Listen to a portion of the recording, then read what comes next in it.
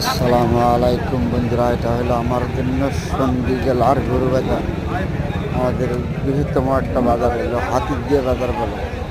আমাদের নরসিংদী জেলা এটা হাতিরদিয়া বাজার গরু বাজার কত সুন্দর। এগুলো সম্পূর্ণ দেশি গরু, তো কৃষকের হাতের গরু কৃষকরা বাজার হয় না বিক্রি করে।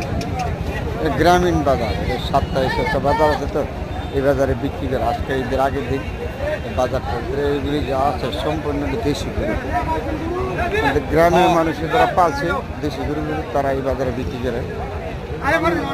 অন্য গরু না, সম্পূর্ণ দেশি গরু। এটা হলো আমার তোমার একটা বাজার দিয়ে বলে হাতিরদিয়া বাজার বলে। নরসিংদী জেলা খুব সুন্দর গরু বাজার। দেশি গরু খুব একটা দাম না, গরুগুলো মিডিয়াম চাপ দাম।